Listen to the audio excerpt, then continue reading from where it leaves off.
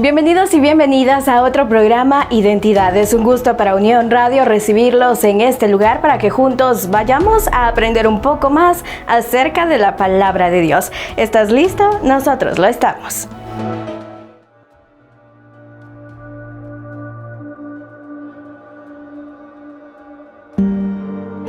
Es fácil desviarse.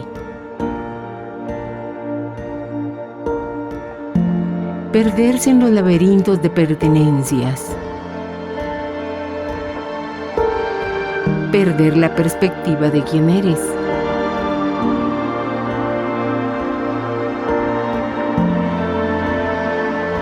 ¿Cómo encontrar el camino correcto a seguir?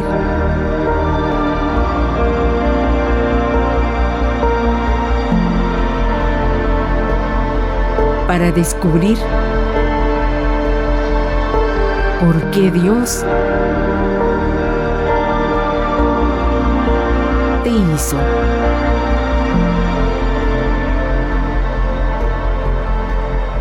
Identidad, descubriendo quién y por qué eres. Iniciamos con un tema importante que nos van a presentar los pastores Estuardo Guerra y el pastor Álvaro Escalante. El título es Los dos testigos. ¿Quiénes serán? Veámoslo a continuación. Unión Radio presenta Lecciones de la Biblia. Nos sentimos muy contentos de volver a estar en un estudio de la palabra de Dios, Lecciones de la Biblia.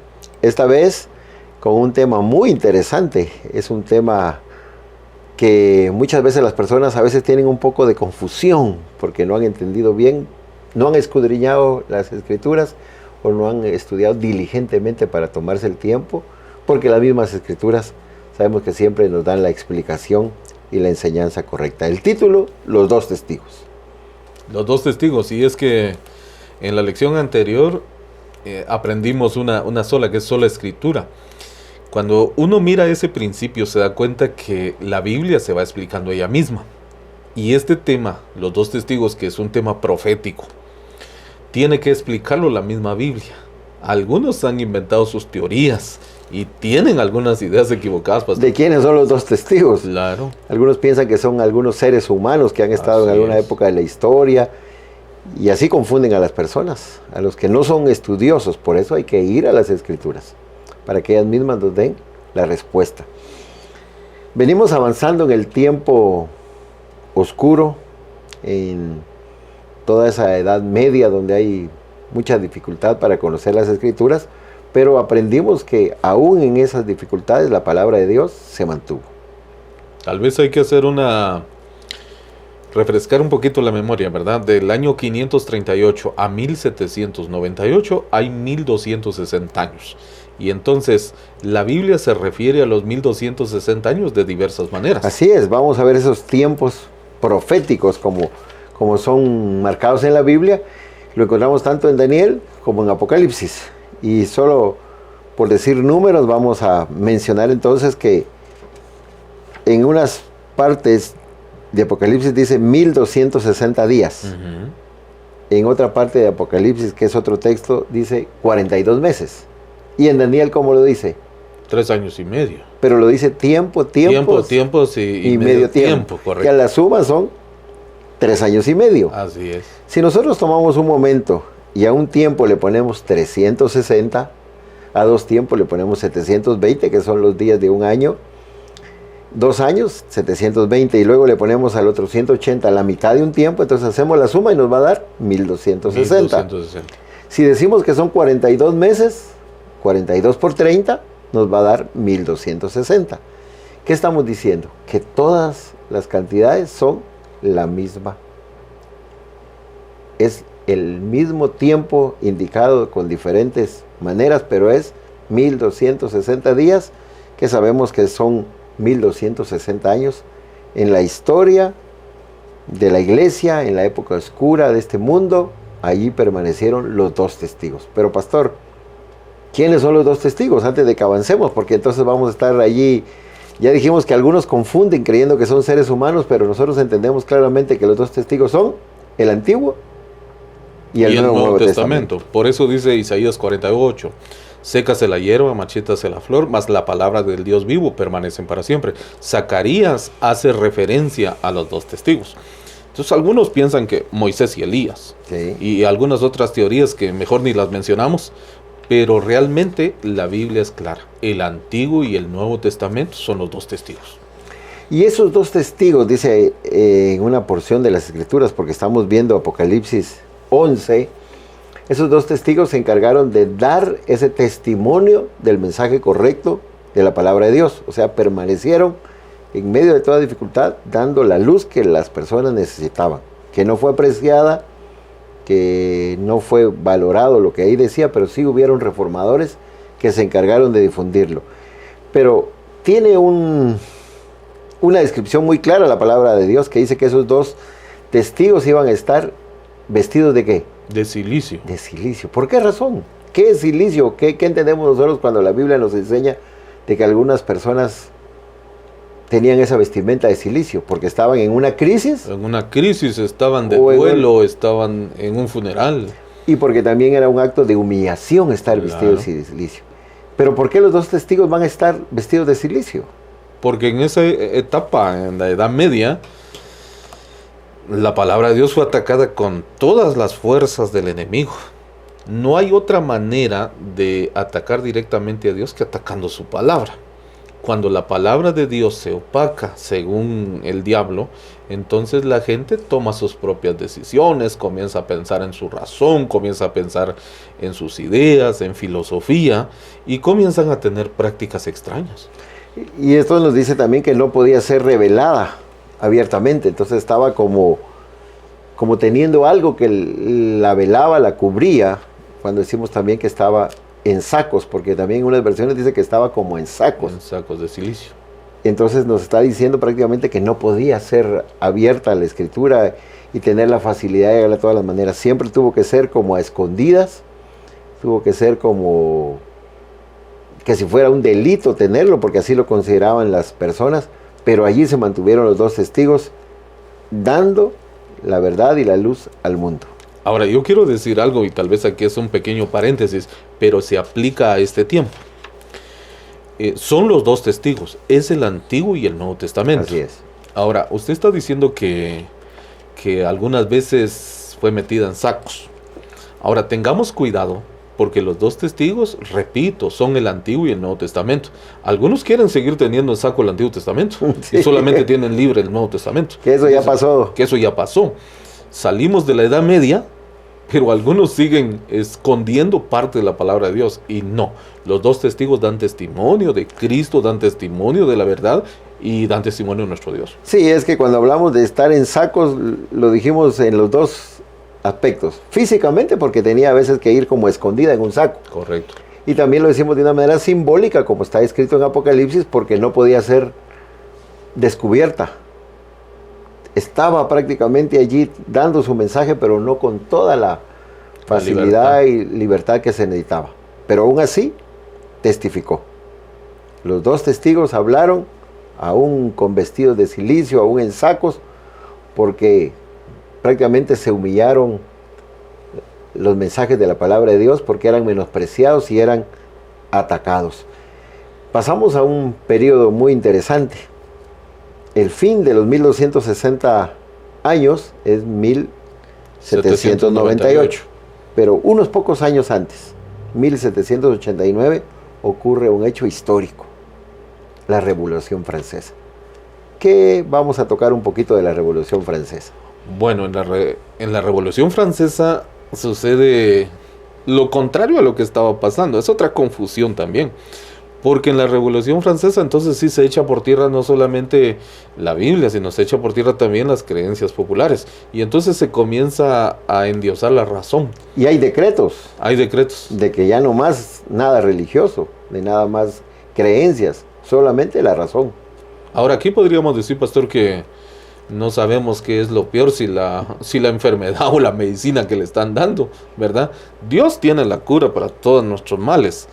Pero aquí ellos ahora le ponen un decreto, que se acabó la religión, se acabó la Biblia, se acabó Dios, se acabó todo. Y fácilmente, ¿verdad? Por decreto se acaba Dios. Y entonces viene la Revolución Francesa y la gente entonces ahora se queda simplemente con sus opiniones, porque si yo destruyo a Dios, destruyo la palabra de Dios, entonces ¿en qué Ya no hay más ley, ya no hay más prohibiciones, ya no hay más reglas que seguir, ahora podemos hacer lo que querramos. Eso fue prácticamente el resultado de la Revolución Francesa. Porque también en ese momento dicen, terminemos con las Escrituras, porque estas enseñanzas son las que han traído calamidad al pueblo, no nos ha dejado pensar, nos ha dejado ser personas que crezcan.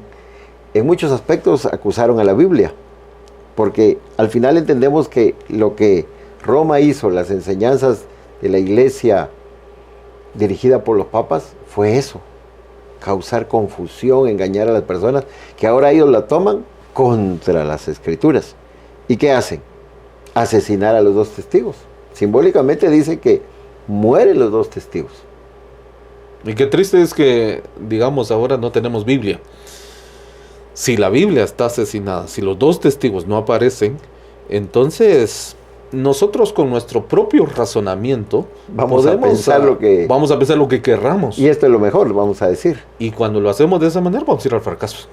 Sí, y seguimos con el estudio de Apocalipsis 11, que ahí estamos pasando.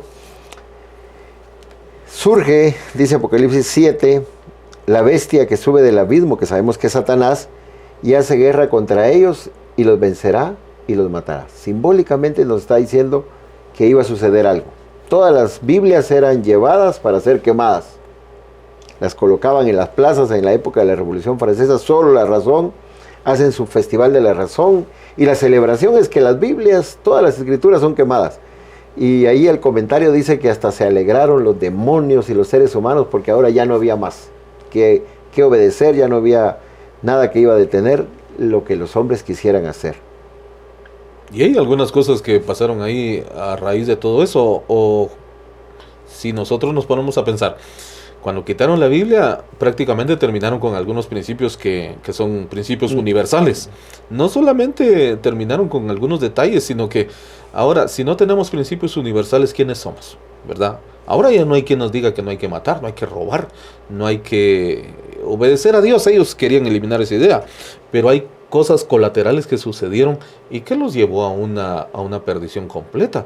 No se podía soportar esa época, pastor. Sí, en la Revolución Francesa hubieron más muertes que en otras épocas, que en alguna guerra de esas grandes que han habido, porque era prácticamente terminar con todos los religiosos, después terminar con todos los que tenían otros pensamientos, y hubo matanzas. La sangre corría, las ciudades, empezando por París y otras ciudades que rodeaban la capital francesa, se convirtieron en baños de sangre. Ahora no había quien prácticamente dijera, esta va a ser la ley y así se va a seguir, sino que no había nada, porque no habían principios, como usted dice, no había normas para seguir, y por varios años, porque proféticamente también dijo cuánto tiempo iban a estar en esa condición. Son asesinados porque ahora ya no pueden ser aprendidos, ya no pueden ser expuestos, ya no pueden presentarse las verdades, pero vuelvo a decir, el plan de Dios ya estaba escrito en las profecías, y Apocalipsis nos dice que los dos testigos resucitan. Eso es lo que dice 11:11 en Apocalipsis, es fácil de aprender, Apocalipsis 11:11. Pero después de 3 días y medio, entró en ellos el espíritu de vida enviado por Dios, y se levantaron sobre sus pies, y cayó gran temor sobre los que los vieron. Claro, porque todos aquellos dijeron, ya terminamos con las Escrituras. Y ahora empiezan a ver que las Escrituras vuelven a tener poder, que las Escrituras vuelven a ser expuestas.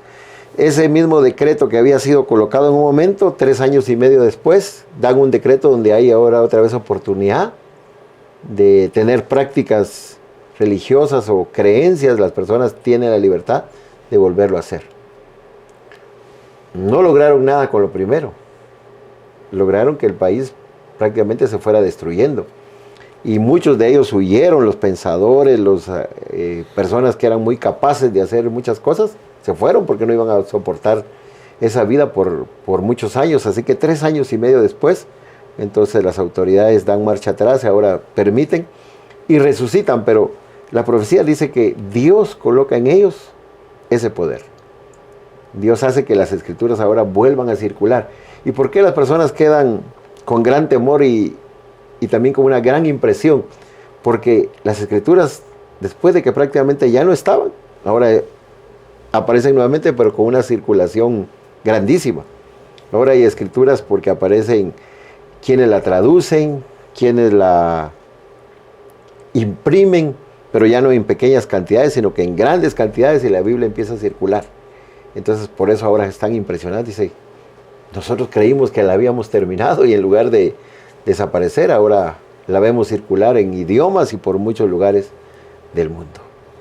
Esa fecha, 26 de noviembre de 1793 a 17 de junio, curiosamente aquí celebramos el Día del Padre, ¿va? 17 de junio de 1797, 3 años y medio. Ahora, pastor, en la Edad Media muchos pensadores también sufrieron, porque independientemente de que si tenían la creencia en Dios o no, habían algunos hombres de ciencia que pasaron momentos muy duros, porque en la Edad Media se atacó esos descubrimientos, ¿verdad? La iglesia tenía la razón y ellos decían que era ciencia y que era no. Pero en la Edad Media, ahí sí, o en la Revolución Francesa, perdón, ahí sí, muchos tuvieron que huir, tuvieron que salir de ahí, porque la Biblia tiene la verdad, tiene los principios. Cuando hablamos acerca de la tierra, ¿verdad? Que la tierra es redonda, nosotros conocemos cómo es la tierra y la Biblia lo dice. Gente de esa categoría, gente de ese nivel sufrió demasiado aquí en la Revolución Francesa. Pero ya dijimos que la profecía había dicho que la Biblia iba a prevalecer, iba a tomar fuerza, que el espíritu de vida iba a venir, y cuando vino, la Biblia comenzó a difundirse con tremendo poder. Y ahí nosotros, aunque tal vez no está este detalle por ahí, pero ya la Biblia se comenzó a imprimir, ¿verdad? Vino la imprenta de Gutenberg y entonces comienza esto como algo extraordinario. Sí, y qué bueno. Y ya se crean las sociedades bíblicas y hay circulación en gran cantidad. Pero quiero quedarme unos minutos, pastor, con el paralelismo entre Jesús y las Escrituras, o los dos testigos. Porque Jesús no dice que predicó vestido de cilicio, pero predicó bajo presión y con enemigos también que estaban atentos a lo que decía y tratando de debatir algo que él presentaba como la palabra de Dios, igual que los dos testigos. Tuvieron que predicar bajo presión. Y tal vez se acuerda, pastor, cuando comenzó esta serie que estamos teniendo, estas lecciones, hablamos de que Jesucristo lloró sobre la ciudad de Jerusalén. Estaba triste, no estaba vestido de cilicio, pero lloró. Pero estaba triste, claro que sí, había duelo en él, dolor. Y luego también Jesús tuvo un ministerio de ¿cuántos años? 3 años y medio. ¿Y cuánto tiempo estuvieron en las Escrituras? 3 años y medio también. Correcto. Y las Escrituras mueren, son asesinadas, dice Apocalipsis, y Jesús también muere. Pero Jesús resucita. Y las Escrituras también, ¿qué? Resucitan. Entonces hay un paralelismo. El estudio nos llevó a que podemos darle también esa importancia, porque pues al final las Escrituras es la revelación de Jesucristo.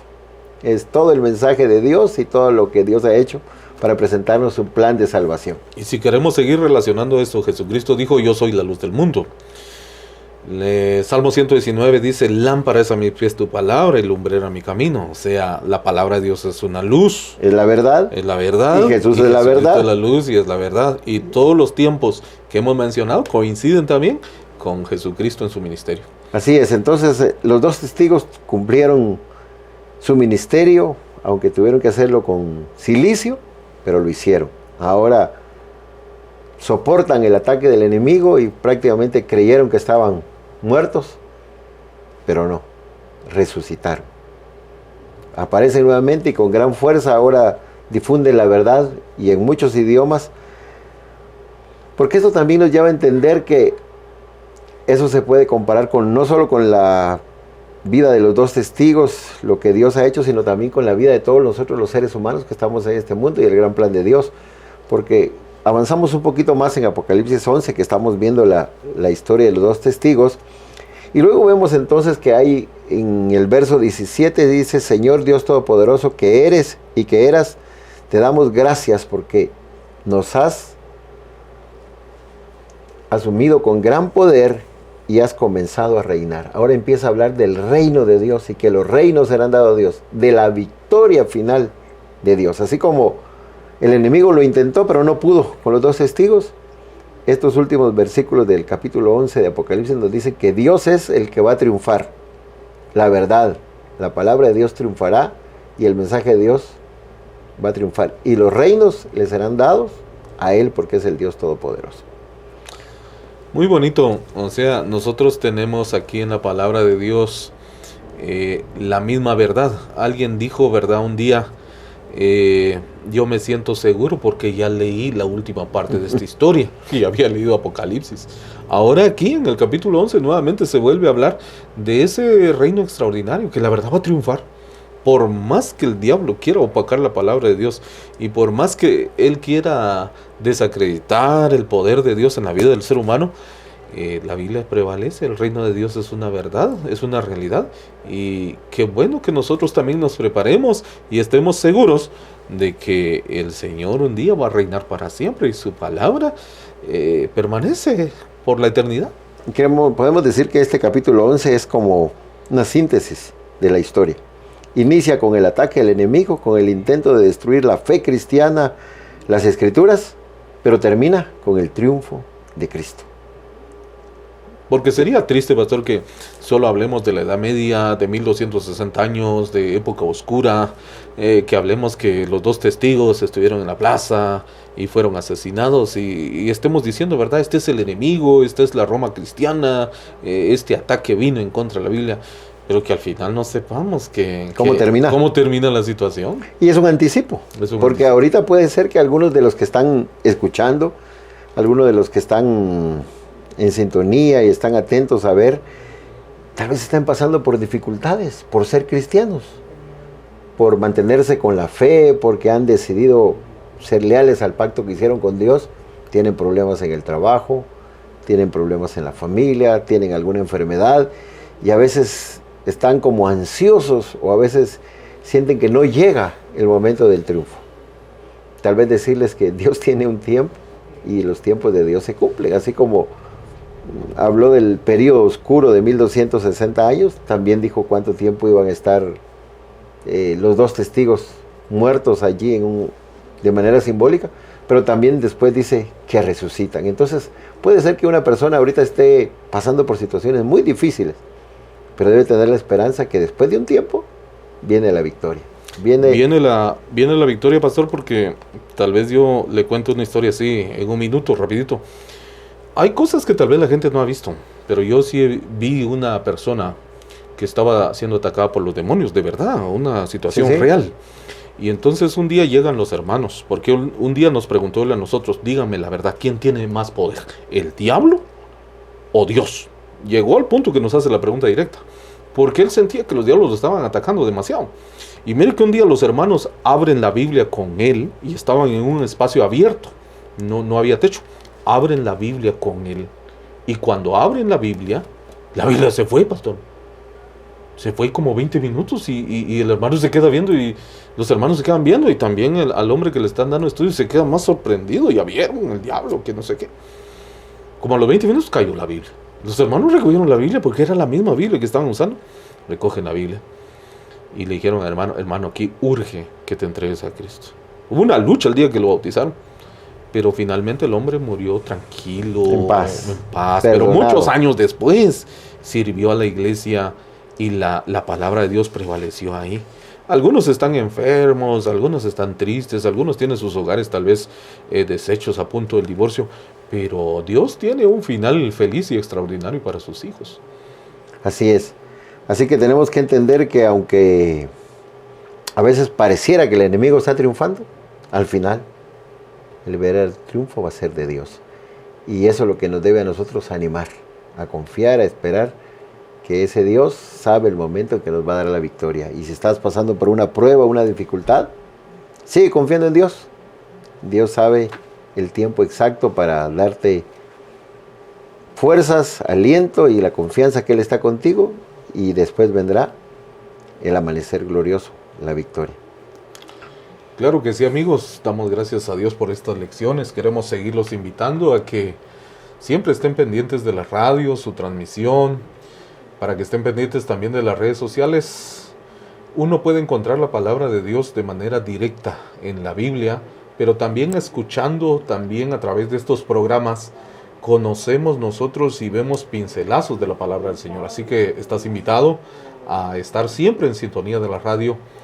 Y por supuesto te invitamos, Iglesias Adventistas del Séptimo Día hay en varios lugares, en la ciudad y también en varias áreas, en todo el país y a lo largo y ancho del mundo. La Iglesia Adventista tiene presencia, así que te invitamos a buscar una Iglesia Adventista y deseamos que Dios te bendiga, que el Señor esté en tu vida y que la palabra de Dios siga haciendo un efecto extraordinario en tu corazón. Que Dios te bendiga. Pastor. Vamos a orar para finalizar este estudio. Gracias, nuestro Padre Celestial, porque nos inspira tu palabra a confiar en un Dios que tiene el control de todas las cosas.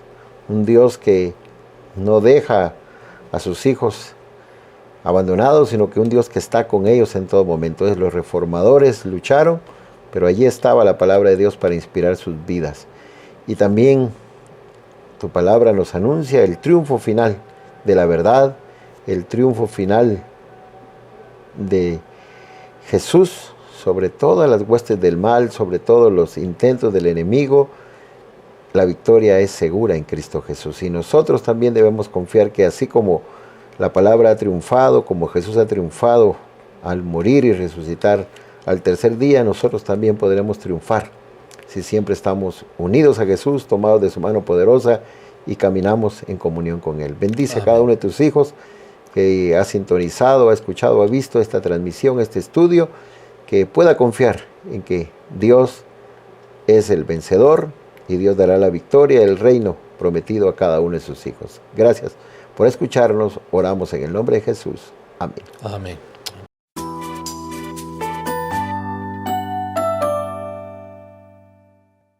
¿Te has preguntado en algún momento cuál es el plan divino de Dios para el pecador? ¿Será que hay salvación para nosotros los pecadores? La Biblia tiene muchas respuestas y el encargado de explicarnos esas respuestas ahora es el pastor Eber Roblero. Adelante.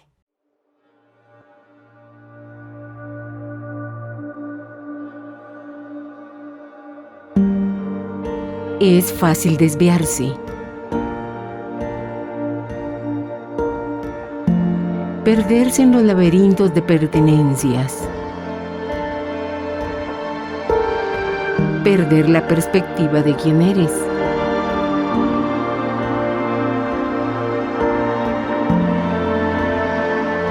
¿Cómo encontrar el camino correcto a seguir?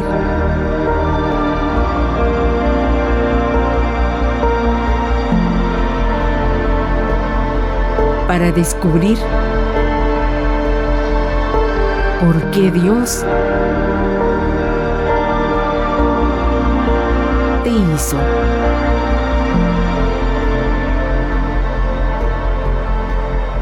Identidad, descubriendo quién y por qué eres.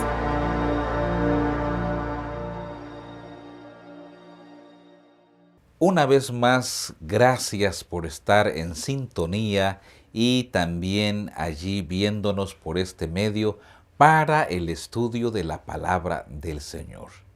Queremos agradecer sus comentarios, queremos agradecer esa retroalimentación que ustedes hacen con enviar sus preguntas, sus mensajes y también sus opiniones a nuestros canales donde transmitimos estos mensajes. Muchas gracias. Y por supuesto, agradecemos también a usted que comparte este mensaje para que alguien más sea también bendecido con la palabra de Dios. Es nuestro propósito abrir la Santa Biblia y encontrar en ella una explicación a las preguntas básicas que el ser humano pueda hacerse.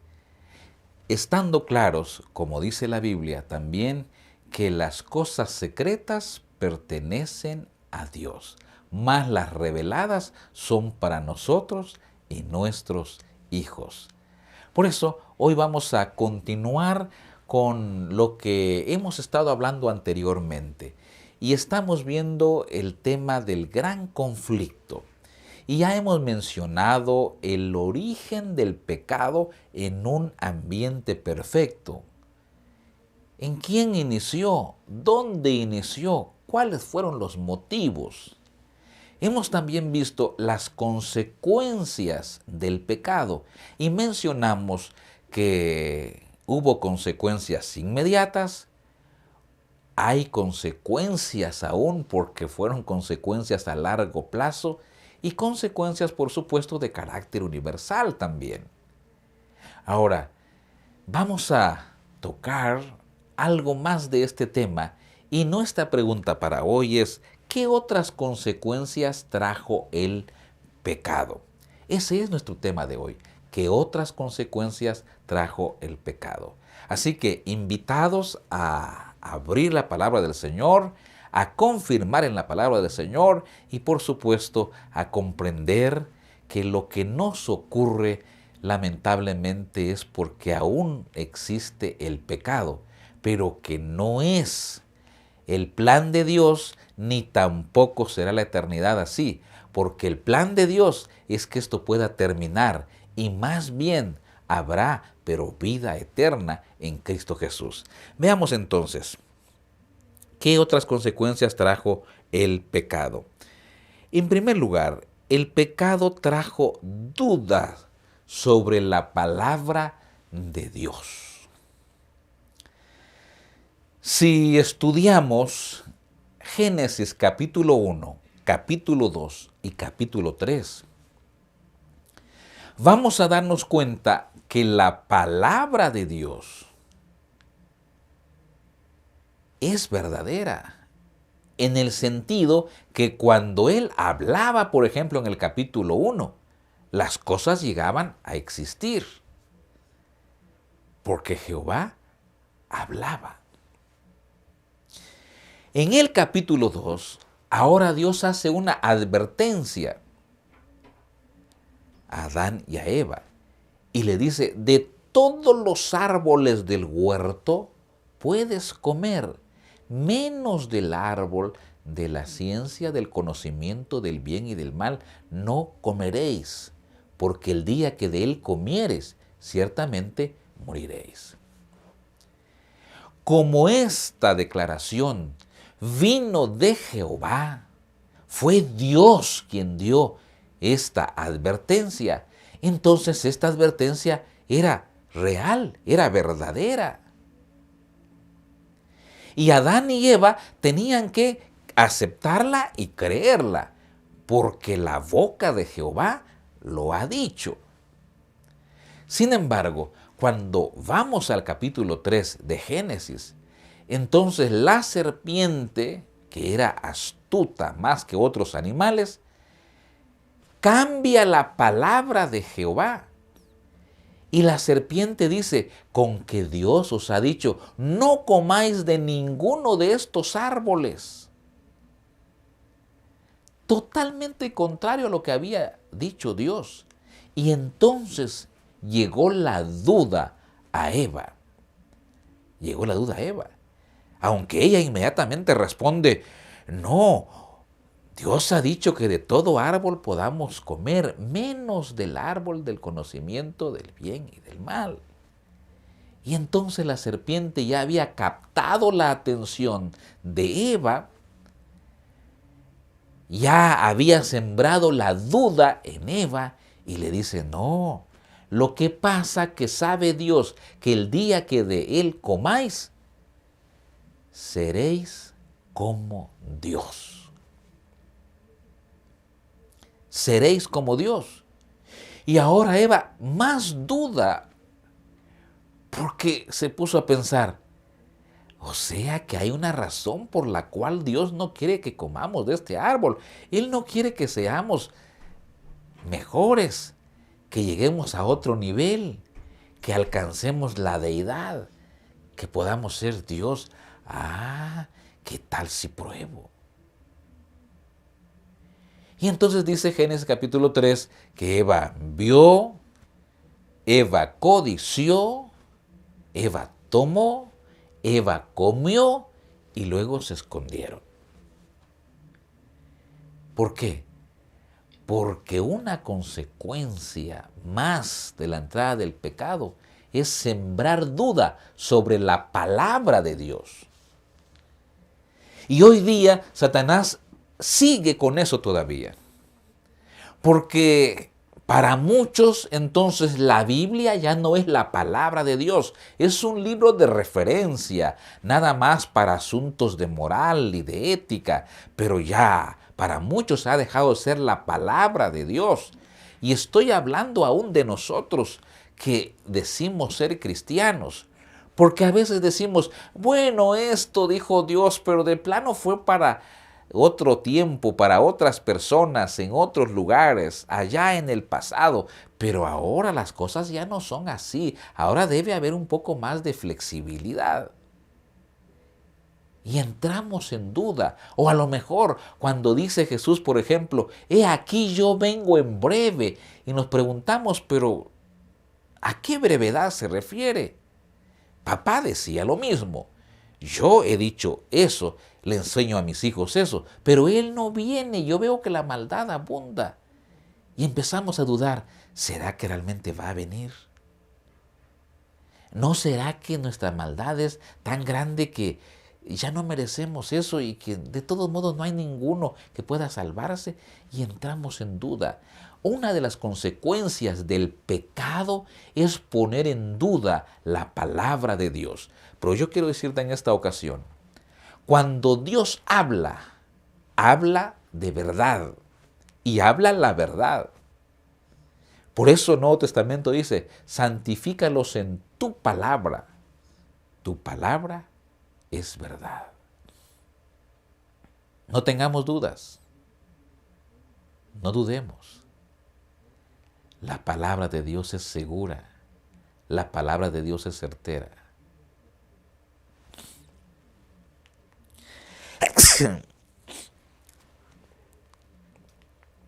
Ay, cortas ahí. Vamos. Voy, no tengas pena. Número 2. También la consecuencia del pecado es la abundancia de maldad en el hombre. Escuchemos bien, abundancia de la maldad en el hombre. O sea, por si ya es mala la maldad, ahora dice que la abundancia de la maldad, o sea, lo malo en lugar de por lo menos quedarse allí o menguar, más bien no se queda ahí, sino que hay un aumento de maldad, abundancia de la maldad.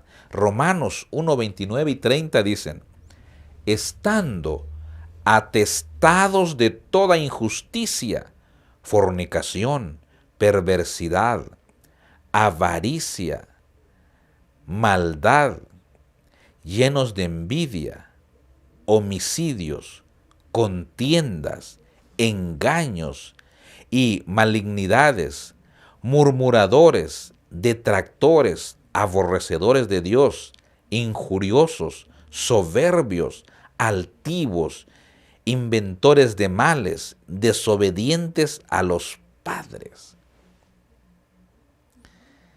Eso es consecuencia del pecado. Y la maldad abunda, abunda. Se imagina, aquí dice el texto, inventores de maldades. O sea, ni siquiera, por decirlo así, se hace la maldad que se entiende, bueno, es maldad esto, sino que hay gente que todavía empieza a inventar más maldades. Como bien decía la otra vez un dibujante, ¿verdad? Allí que promociona sus pensamientos a través de los dibujos, no cabe duda que Satanás tiene talleres de maldad. producción de maldad. Exporta maldad de un lugar hacia el otro. Y por eso van a ver ustedes y yo que se inventan de pronto unas maldades en tal o cual continente y de inmediato ahora pasan a otros lugares.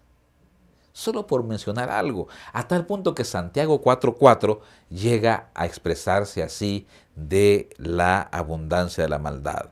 Oh almas adúlteras, ¿no sabéis que la enemistad del mundo es la enemistad contra Dios? Cualquiera, pues, que quiera ser amigo del mundo, se constituye en enemigo de Dios. 3. Otra consecuencia de la entrada del pecado. Esclavitud del hombre hacia Satanás. San Juan 8:34. Jesús le respondió: de cierto os digo, que todo aquel que hace pecado, esclavo es del pecado. Esclavo del pecado. Segunda de Pedro 2:19.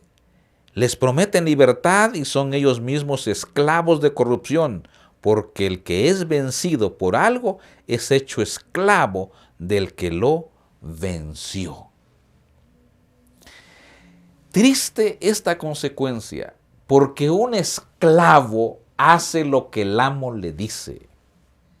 Y cuando somos esclavos del pecado, esclavos de Satanás, tenemos que servir a Satanás, tenemos que practicar el pecado que él impone, que él marca, que él ordena. Es que realmente, hermanos, estar en este mundo y rechazar a Jesús nos vuelve automáticamente siervos o esclavos de Satanás. Por eso es que nos cuesta comprender a veces por qué la actitud de un hijo, por qué la actitud de una hija, por qué la actitud del vecino, por qué la actitud de aún los cristianos. Porque no cabe duda que Satanás quiere tener todavía siervos, quiere tener esclavos, y entonces él da órdenes, hagan esto, hagan lo otro. Es terrible la consecuencia del pecado. Además, otra consecuencia es que Satanás nos reclama, como que fuéramos propiedad de él. Dice San Juan 12:31, respondió Jesús y dijo: no ha venido esta voz por causa mía, sino por causa de vosotros. Ahora es el juicio de este mundo. Ahora el príncipe de este mundo será echado fuera. San Juan 14:30 agrega: no hablaré ya mucho con vosotros, porque viene el príncipe de este mundo y él nada tiene en mí. Príncipe de este mundo. Y como príncipe de este mundo, él reclama entonces y quiere que tu persona y mi persona y nuestra familia y muchos más que vendrán, le podamos ser siervos, le podamos ser instrumentos, le podamos ser sus adoradores, le podamos ser sus compañeros de muerte para muerte eterna. Consecuencia del pecado. Y veamos una más. Consecuencia de la muerte. No estoy hablando de la muerte, de esa que la Biblia llama sueño, del cual despertaremos cuando Jesús venga por segunda vez y de la cual dice Apocalipsis: bienaventurado el que tiene parte en la primera resurrección. Estoy hablando de la muerte para siempre, de la muerte eterna. Esa es una consecuencia del pecado. Tristemente, cuando el pecado entró también la consecuencia llamada muerte. Imagínense, el plan original de Dios era crear a Adán y a Eva y que estos procrearan y llegaran a vivir para siempre. Sin dolor, sin egoísmo, sin rencor, sin enfermedad, sin maldad, sin presencia del pecado. Todo en armonía, todo perfecto, todo para vivir en armonía con tantas bendiciones que Dios había creado, y no cabe duda que crearía más, proporcionaría más. Pero el pecado entró y entró la muerte. Ahora dice la Biblia que Dios no quiere la muerte del impío. O sea, aún hay una esperanza, hay una puerta abierta, aún para el pecador. Dios no quiere la muerte de él, sino que Dios quiere que proceda ese impío, ese pecador, al arrepentimiento y que venga para que en lugar de sufrir la consecuencia de la muerte eterna, ahora pueda recibir la bendición de la vida eterna con Cristo Jesús. Esto es bien interesante, bien interesante. ¿Por qué? Porque aun cuando la consecuencia del pecado es muerte, Dios vino y envió a su Hijo único para que todo aquel que en Él crea, dice, no se pierda, o puede entenderse también, no muera para siempre, sino que tenga vida eterna en Cristo Jesús. El anhelo de Jesús es tu vida eterna, es mi vida eterna. Así que a pesar que es una consecuencia, por supuesto que lo es, a pesar que es una consecuencia vencida. Jesús en la cruz del Calvario murió. La muerte que te tocaba, Él la murió por ti. La muerte que me tocaba, Él la murió por mí. Y ahora Jesús resucita. Y cuando resucita, lo hace para garantizar que la muerte está derrotada y la vida ha triunfado en Cristo Jesús. Entonces, a pesar que el pecado entró y juntamente con él cantidad de consecuencias negativas. Prácticamente cada vez que uno abre el abanico, más consecuencias negativas va a haber.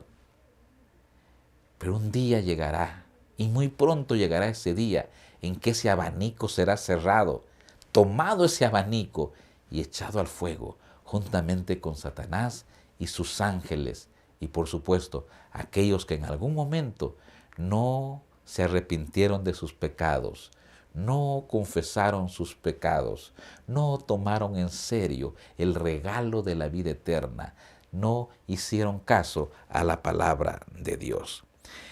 Yo debo ir terminando para decirte que hay victoria en Cristo Jesús. Hay victoria en Cristo Jesús. Mira lo que dice San Juan capítulo 12, versículos 31 al 33. Ahora es el juicio de este mundo. Ahora el príncipe de este mundo será echado fuera, y yo, si fuere levantado de la tierra, a todos atraeré a mí mismo. Y decía esto, dando a entender de qué muerte iba a morir. Pero luego Apocalipsis añade, capítulo 21, versículo 1.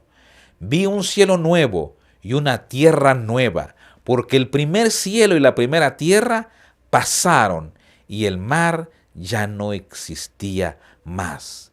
Y Apocalipsis 22, 17 dice, y el Espíritu y la esposa dicen, ven. Y el que oye diga, ven. Y el que tiene sed, venga. Y el que quiera, tome el agua de vida gratuitamente. Hay solución para las consecuencias del pecado. Y la solución se llama Cristo Jesús. Cristo Jesús. Y la solución es la erradicación del pecado, donde dice el Apocalipsis que Juan vio cielos nuevos y tierra nueva, porque las primeras cosas pasaron y todas son hechas ahora, nuevas en Cristo Jesús. No más duda de la palabra de Dios, porque Él es la verdad. No más maldición, porque Jehová es bendición.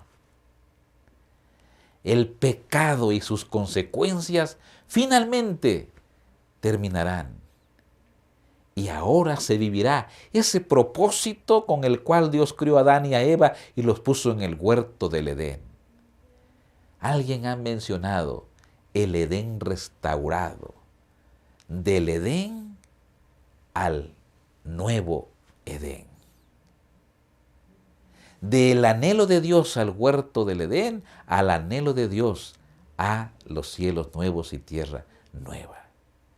Yo quiero invitarte, después de haber estudiado ya en 3 sesiones el tema del conflicto de los siglos, de la entrada del pecado, de lo que ha significado la consecuencia del pecado, yo quiero invitarte a que reflexionemos seriamente y podamos decir, hay solución en Cristo Jesús. No mencionamos, por ejemplo, enfermedades, guerras y todo eso, consecuencia del pecado. Pero hay sanidad en Cristo Jesús. Hay sanidad en Cristo Jesús. No mencionamos, por ejemplo, cómo está afectando Satanás a los matrimonios, desuniéndolos, en fin, trayendo infidelidad, tanta cosa. Pero hay solución para tu matrimonio. Hay solución. Cristo es la solución. No hemos mencionado las diferencias que hay entre las clases sociales, abismal, ricos por un lado, pobres por otro lado. Pero pronto Jesús va a venir por segunda vez y todos heredaremos esas mansiones celestiales. Porque no es por estatus ni es por dinero que se heredará esas mansiones. Es por haber aceptado a Jesús como Salvador personal, haber perseverado en Él y haber dicho, hay salvación en Él. No tengo nada bueno en mí, pero entrego todo a Cristo Jesús. Él me perdona y me viste ahora con su justicia para formar parte del reino de Dios. Es momento de decirle al Señor, Señor, te acepto y me entrego una vez más a tu servicio. ¿Te gustaría orar en este momento? Oremos. Padre nuestro que estás en el cielo, santo, santo, santo es tu nombre. El pecado trajo cantidad de consecuencias, trágicas todas. Pero hay una esperanza. Ya Jesús vino por primera vez. Eso nos confirma que vendrá por segunda vez. El plan de redención ya se ha mostrado en la vida de Cristo, en el ministerio de Cristo, en la muerte de Cristo, en la sepultura de Cristo, en la resurrección de Cristo, en la ascensión de Cristo, la intercesión que hace ahora, y solo falta su segunda venida. Por eso Juan tenía razón al decir, ven, ven Señor Jesús. Y la iglesia dice, ven Señor Jesús. Y quienes estamos ahora en este momento, te decimos, Señor, decidimos servirte, decidimos que seas nuestro Señor. A ti te daremos honra y gloria y nos unimos a ti, Señor, para que el pecado sea erradicado y la victoria venga en Cristo Jesús. En tu nombre oramos, Señor Jesús. Amén. Amén.